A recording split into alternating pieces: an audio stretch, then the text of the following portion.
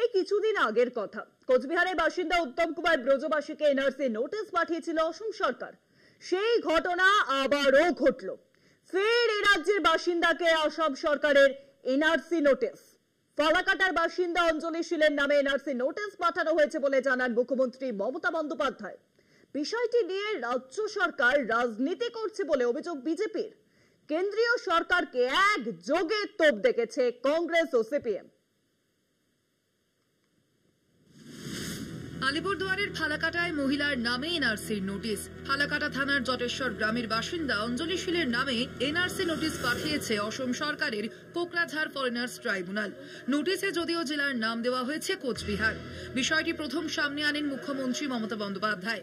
মঙ্গলবার নিজের সাংবাদিক বৈঠকে তিনি এই বিষয় নিয়ে প্রতিবাদ জানান। বাংলার ব্যাপারে আসাম কি করে হস্তক্ষেপ করে? এটা শুধু আনএথিক্যালি নয়, আনকনস্টিটিউশনাল, ইললিগাল, এবং ওরা কিন্তু সীমারেখা লঙ্ঘন করছেন। বিবাহ সূত্রে 25 বছর ধরে অঞ্জলি ফালাকাটায় থাকেন। যদিও তাঁর বাপের বাড়ি অসমে, ভোটার বা আধার কার্ডে তাঁর ঠিকানা ফালাকাটারই রয়েছে। এমনকি এই এলাকাতেই ভোট দেন তিনি। নোটিশ হাতে পাননি অঞ্জলি, কিন্তু শুনেছেন এমন এক নোটিশ এসেছে। স্বভাবতই চিন্তায় অঞ্জলি ও তাঁর পরিজনেরা। বিয়ে হয়েছে 25 বছর পার হয়ে গেছে, তাও আমি 25 বছর বললাম আর কি। এখানে ভোটার লিস্টে নাম আছে? হ্যাঁ। আধার কার্ড হয়েছে? আধার কার্ড, ব্যাংকের বই সব আছে এখানে, জব কার্ড। কতদিন ধরে বসবাস করছেন এখানে জটেশ্বরে? 30-35 বছর হবে। তো এই যে এরকম একটা দেখা যাচ্ছে যে এনআরসির একটা নোটিশ আপনার স্ত্রীর নামে ইস্যু হয়েছে, ব্যাপারটাকে কিভাবে দেখছেন আপনারা? আমরা তো বুঝতে পারতেছি না, আমরা তো হঠাৎ করে কালকে শুনলাম, আমার কথা আসেই না। এ বিষয়ে রাজ্য সরকারের সমালোচনা করেছেন ফালাকাটার বিধায়ক ও বিজেপির রাজ্য সম্পাদক দীপক বর্মন। তাঁর দাবি, এ নিয়ে পশ্চিমবঙ্গ সরকার রাজনীতি করছে সেটা পরিষ্কার। অদ্ভুত এক প্রক্রিয়া।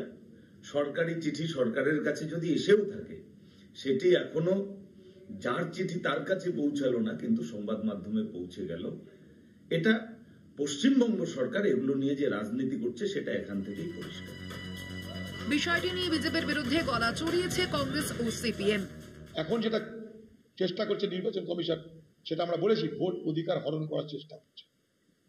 এই ভোট অধিকার হরণ করার যদি কোনো চেষ্টা হয়, কংগ্রেস তার বিরোধিতা করবে। এই যে প্রক্রিয়াটা চালু হয়েছে না, এই যে অনুপ্রবেশের তত্ত্ব খড়া করেছিলেন মমতা, তার সুযোগ নিচ্ছে এখন বিজেপি আরএসএস। নোটিশ এসছে, তার বিরুদ্ধে সম্মিলিত প্রতিরোধ করতে হবে। মাস রেজিস্ট্যান্স দরকার, নোটিশ ছিঁড়ে ফেলে দেওয়া হয়েছে। রাজ্যের বিভিন্ন এলাকায় বিভিন্ন মানুষের নামে অসম সরকারের এনআরসি নোটিশ নিয়ে জল্পনা শুরু হয়েছে। এক রাজ্যের অভ্যন্তরীণ বিষয়ে অন্য রাজ্যের নাক গলানো উচিত কিনা তা নিয়েও উঠছে প্রশ্ন। কলকাতা টিভি।